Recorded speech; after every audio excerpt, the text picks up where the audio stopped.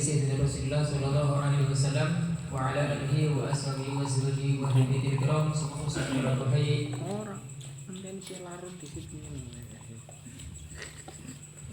شيخ عبد الله بن حسين بن طاهر بن محمد بن هاشم العلوي وهو سلطان روحي شيخ محمد نووي البنداني الشافعي سلطان روحي سعيد النبي أبي المهدي أبي بداية رمضان كنبر كيف الخالق يسر كيسر تكت الدنيا العالية من أبيه ماليه جبر بديك عبد المنان بنين وسعيد بديك سيد بنين بنين أبي بديك كل يوم بيده وصول القرآن سؤال الحمد الكتب الحمد القادر في الحمد الفقيه وفي سن المال الحفيد المسد الحفيد أفضل من عبد القادر في الفقيه وأصول المسلم إلى واحد أفضل العلماء والأولياء والشهداء والصالحين فاتى بالتمثيل في إسان اليومين وألفت على ما لو أشوفنا ولا حال نبي محمد صلى الله عليه وسلم بسر الفاتحة أعوذ بالله من الشيطان الرجيم بسم الله الرحمن الرحيم الحمد لله رب العالمين الرحمن الرحيم مالك يوم الدين إياك نعبد وإياك نستعين اهدنا الصراط المستقيم صراط الذين أنعمت عليهم غير المغضوب عليهم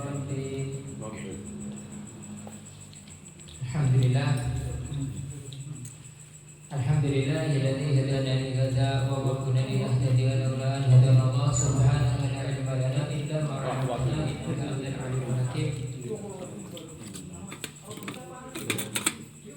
اللهم صل وسلم على سيدنا محمد مفتاح باب حمد الله عدد ما في علم الله صلاة وسلاما دائمين بدوام ملك الله وعلى آله وصحبه ومن والاه رب اشرح لي صدري ويسر لي أمري واحلل عقدة من لساني يفقهوا قولي.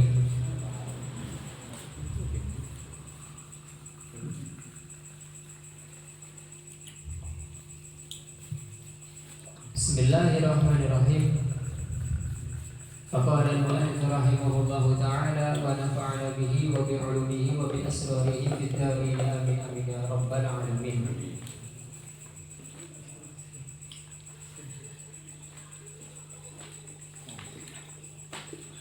Ad-dhuhru rupane suwiji salat dhuhur. Wa waqtuha lan utawi waktune salat dhuhur iku idza zalat ing dalem nalikane lingsir apa asyamsu srengenge ila masih dzikri kulli syai'in maring dadine ayang-ayangane saben-saben suwiji mislahu iku madani ing kulli syai' ghairu dzil istiwa'i hale sakliyane ayang-ayange waktu istiwa tegese waktu jejeg istiwa ke jejeg apa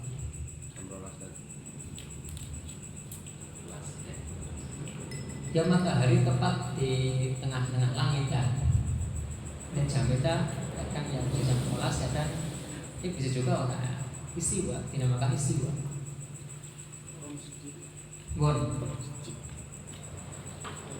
masih membahas tentang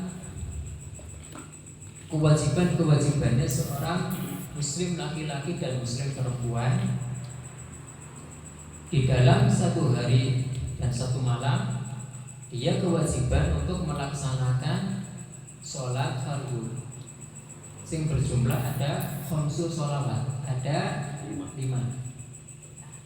Berarti 5 ini menghitung dalam satu hari semalam selain daripada sholat jenazah. Nah, jenazah kan ketika anak mayit itu kayak para Jumat kan khususnya di hari Jumat.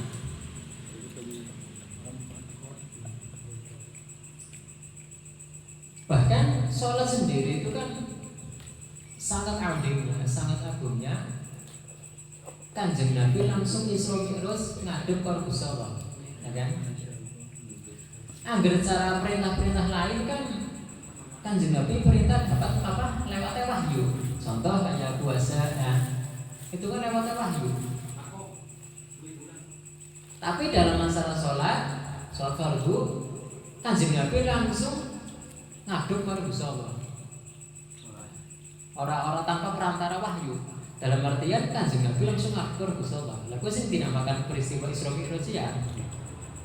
Saran Al-Qur'annya primen Subhanalladzi asra bi 'abdihi lailan minal masjidil haram ilal masjidil aqsa alladzi barakna haulahu linuriyahu min ayatina innahu huwas samiul basir. Jadi sampai perintah mawon orang lewat wahyu, melainkan langsung ke Nabi ngadep karo Gusti Allah. Yang ngadepnya orang kaya ngadep kenyang kalau sampai iki ngadep marep ya kaya wong sowan ngono ya kaya wong sowan ngadep marep ya ora wong kanjeng wong Gusti Allah dicidhim kan. Agar sarani kalian akhidatul awam diman nangome min ghairi kaifin wan hisarin waftarut alaihi khamsan ba'da khamsina farad. Jadi kanjeng Nabi ngadep karo Gusti Allah min ghairi kaifin. Orang bisa dikaya-kaya. Yang siki Gusti Allah kudu cirim kan dikaya-kaya ya ora bisa. Nah, sing asale perintah salat 50 waktu menjadi 5 waktu. Ya termasuk barokah ya. Ketemu dengan imam ini, ketemu dengan Ka'bah, ketemu dengan nabi-nabi kan ya, ketemu Nabi Musa di antaranya kan akhirnya berjumlah dalam satu hari ada 5.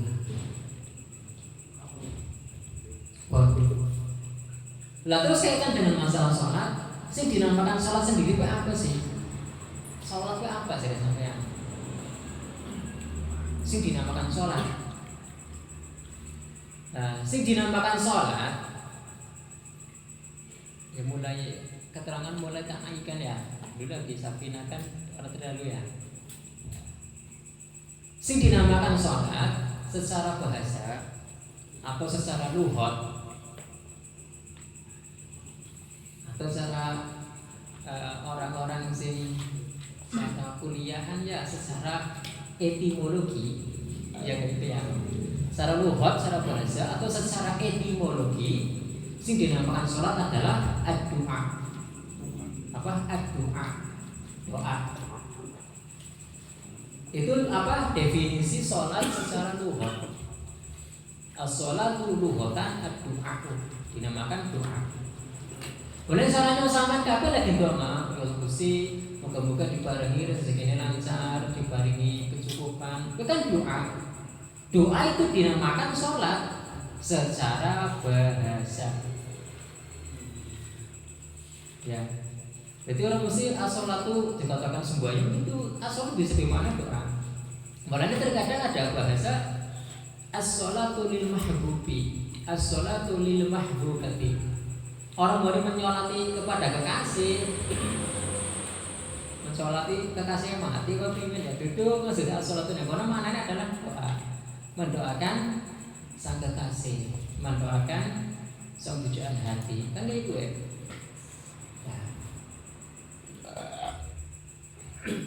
Ya secara istilah sih ad-du'a'u hubbun wal hubbu du'a'un. Maksudnya anggar wong salat, anggar wong seneng kowe pasti mendoakan. Lah wong mendoakan berarti dia seneng. Karena sing arane seneng atau cinta dengan doa kayak lazim karo malzum. Sana jarekan teguh kayak sifat ma'ani karo ma'nawiyah. Nah, ya lazim ya malzum pati-pati persifatan qauluhu qadirun ya berarti dia persifatan kudrat kan kayak gue lazim dan malzum. Maksudnya pati-pati dia cinta pasti dia mendoakan. Sampai dia cinta mesti mendoakan. Orang mungkin sampai apa cinta atau orang mendoakan orang mungkin. Kan itu sudah lazim. Sampai mesti mendoakan baru mau disenangi. Orang mungkin orang ya. Agar orang mendoakan ya berarti orang cinta. Karena al-hubbu du'a'un wa du'a'u hubbun. Itu korelasinya adalah siapa wong sing seneng pasti dia mendoakan. Tidak ya gue ya. Man yuhibbuka atau yuhibbuki da'ahu atau da'aha. Wong sing seneng pasti dia akan mendoakan. Ini doakan apa? Doakan tak bebas ya. Doakan jadi bojone ya. Kayak sampai lagi durung duwe bojo, sampai doakan temenan apa ora? Doakan temenan lho ya. Moga-moga dadi bojone, moga-moga dadi Wong sing wis bojobe muga-muga bisa sampai dunia akhirat kan. Ya mesti kayak gue. Kenapa? Sampai cinta.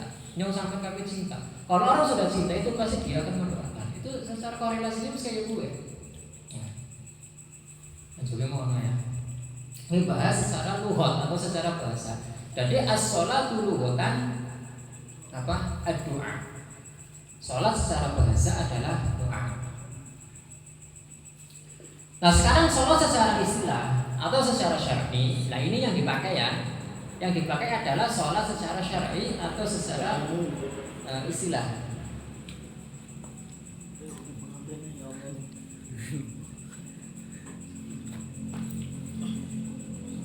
Nah salat secara istilah atau secara syar'i adalah aqwalun wa af'alun, pira-pira ucapan lan pira-pira penggawean muftatahatun bil takbir wa muhtatamatun bil taslim.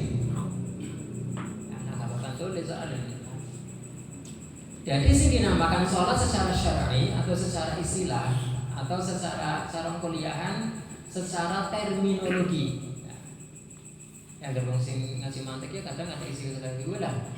Itu secara terminologi atau secara syar'i yang dinamakan sholat adalah ucapan dan perbuatan yang diawali dengan takbir dan diakhiri dengan salam. Nah, sini sholat itu kayak ya dimulai dengan takbir kan, Allahu Akbar, diakhiri dengan salam. Nah isinya kan ucapan ya kayak doa-doa dan perbuatan kayak ruku, sujud, itu kan af'al, tapi agar aqwal ya Fatihah, ya surat, ya tasbih ya, dan lain-lain lah. Itu sholat secara syar'i. Ini yang dinamakan, maksudnya dinamakan sholat secara syar'i. Yang dipakai ini definisi ada yang dipakai itu syar'i. Kalau definisi secara lughat itu tidak dipakai. Kalau dalam masalah hukum yang dipakai adalah definisi secara syar'i. Ini yang dipakai.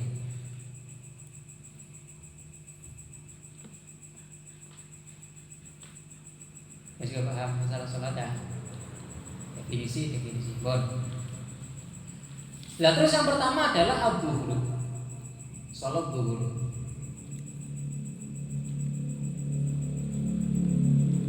Kalau ningali kitab-kitab hampir mayoritas daripada ulama Syafi'iyah, bahkan di kitab-kitab kutub Syafi'iyah itu yang didahulukan pembahasan dalam bab salat adalah mesti duhur dingin, jarang maghrib dingin, Isya jarang. Kebanyakan yang dicantumkan adalah salat pertama kali yaitu duhur.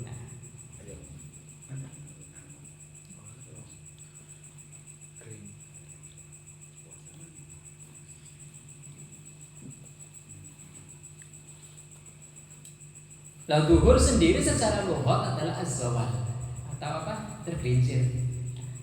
Cara pengguna ngomong kepleset ya, itu jadi kepleset kayak gue tergelincir lah, misalnya ini sih ya. Nah secara syar'i adalah ismun li sholati al-maf'ulah waqtahu ya. Nama bagi sholat yang dilakukan pada waktunya yaitu duhur. Bahkan duhur itu sholat yang pertama kali dilakukan secara terang-terangan. Li'annaha awwaluma dhaharus fil Islam. Jadi sholat yang pertama kali ditampakkan dalam agama Islam ini adalah sholat duhur. Jadi kan dulu sebelum kan Kanjeng Nabi kan sholat sembunyi-sembunyi kan. Tapi ketika ada perintah untuk terang-terangan, yang pertama kali ditampakkan adalah sholat duhur. Yang boleh dinamakan duhur. Dan mengatakan syiddatul har, sholat yang dilakukan di waktu panas. Mulanya secara duhur kan umumnya panas ya. Ya panas penuh ngadus ya Bang Dor ya. Ngadus ya bisa dus kan orang panas ya. Atau neng daerah sing salib juga jadi orang panas ya.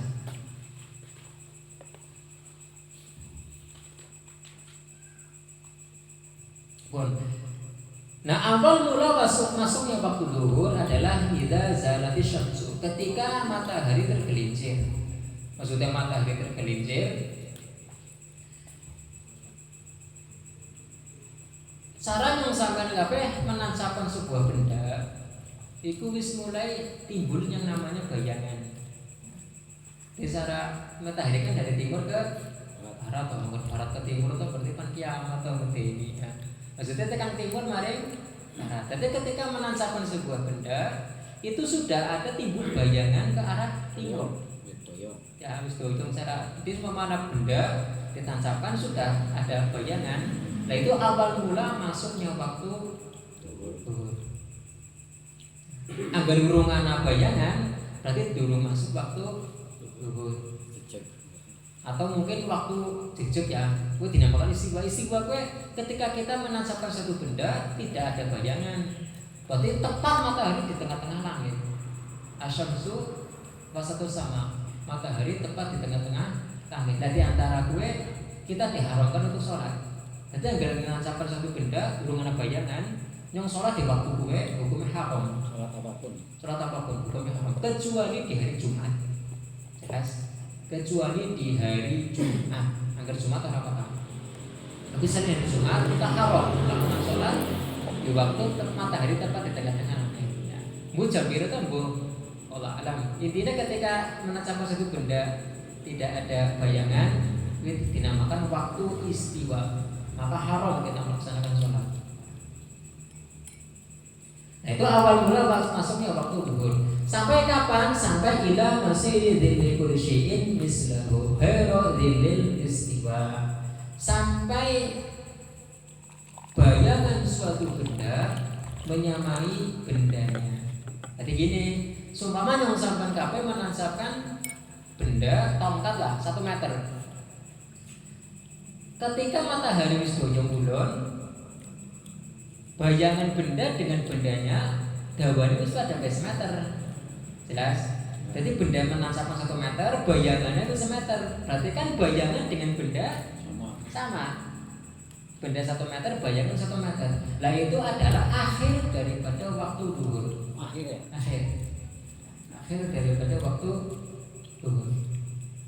Ya mungkin jam 3 lah mungkin ya. Yang dulu ya, wong asar kan jam 3 lebih lah. Jam berapa lah? Terakhir. Ya selain daripada waktu istimewa ya. Asiknya enggak mendung di Medan atau sudah Medan. Angin dah. Jam atau. Jadi kita anggar saya kita usah ngajar orang Medan. Atau si anak ya anggar ning desa atau rakyat coba anggar ning alas atau ning sawah sing abraham ya mana-mana atur atau suatu apa gawa jam pisan pimen sembayangnya cari istihadnya ke pimen ya wis diukur apa dulu pimen yang gini benar. Sedangkan melakukan ibadah harus apa nafsul amri sesuai dengan kenyataan. Nah, jadi kita prasangka kita sudah zuhur. Ternyata orang zuhur pimen ya rasa berarti sholatnya. Nah, kalau masalah itu tidak memandang harus atau bukan. Kalau masalah waktu bahkan wajib kita mengetahui kiblat, mengetahui masuk waktu itu wajib hukumnya. Nah, jadi di tengah alas orang wajib orang mesti dibunuh sembahyang baik imen. Solusinya orang sah sholatnya. Maka harus dia sudah nafsul amri. Bulan itu betul-betul istihad. Ya bulan dengan gue tongkat misalnya yang itu kan masuk istihad. Oh berarti itu sudah masuk urung. Angger urung anak bayangannya berarti urung. Atau mungkin dengan menggunakan pekerjaan. Kita biasanya angger yang macul oleh semena kotak biasanya ada zuhur. Kan bisa kepatokan. Nah, atau cara kamu ya gawe latih mungkin oleh agar sudah dilatih loro biasanya ada zuhur. Biasanya berarti harus rampung gawe latih loro berarti itu masuk zuhur. Itu bisa dijadikan adat kebiasaan sing jadi patokan ijtihad bisa. Duwi. Nah, atau dure suwit. Atau ngerti ya. Menek dure. Biasanya oleh sawit, oleh kantong atau apa ya? Biasanya masuk zuhur ya bisa. Kali dure malah. Ketika durenya. Bisa ya berarti dalam masalah sholat yang sampai kabeh kudu memang betul-betulnya wa ma'rifatul awqati fatu muayyanah ala uqala inna sifahwa mu'abadu. Kita tahiman biasanya kayak gitu. Jadi wajib mengetahui waktu ya maksudnya waktu sholat itu wajib. Jadi bersembahyangnya orang gila sembahyang terus bener, cuman urung masuk waktu sholat sih primen lo kesah ya harus sah mulanya ibadah kayak dia ketika kita sholat duhur ternyata belum masuk waktu duhur, nah maka sholat yang tadi kita lakukan umpama kita dulu sholat duhur sing wajib untuk diqadha, maka sholat duhur tadi yang kita lakukan menjadi qadha daripada sholat yang kita tinggalkan. Atau seumpama tidak memiliki sholat yang wajib diqadha, maka sholat tadi menjadi sholat sunnah mutlak. Ya memang secara duhurnya rasa memang, tapi sholat sedikit dilakukan menjadi sholat sunnah mutlak. Maksudnya sholat mutlak ya pahala oleh lah, siapa oleh pahala siapa ya? Jelas ya, boleh. Dan nanti dalam masalah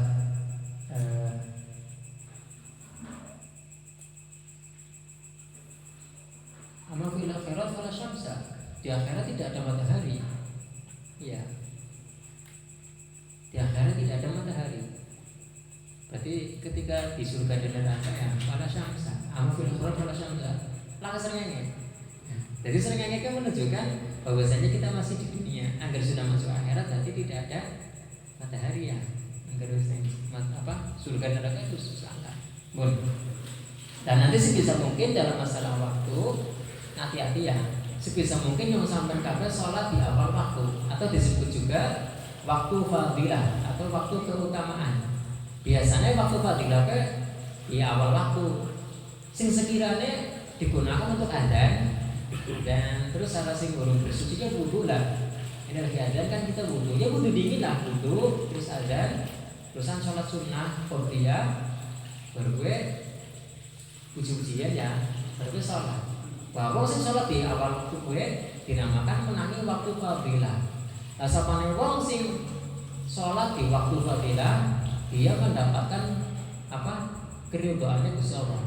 Oleh ridhonya Gusti Allah. Lane Romo Kiai kan pernah memerintahkan menganjurkan kepada yang sampai kabeh khususnya lah. Kata sampai krungu bora ya.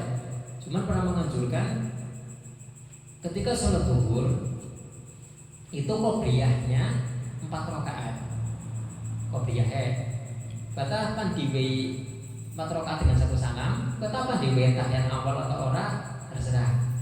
Nah terus ba'diyah zuhur 4 rakaat juga. Berarti sholat zuhur kita ada 12 rakaat ya. Berarti 4 rakaat qobliyah, terusan zuhur 4 rakaat, ba'diyah 4 rakaat. Itu terus dia wajib selahu ridwanullah. Wajib bagi orang tersebut mendapatkan ridhonya Gusti Allah.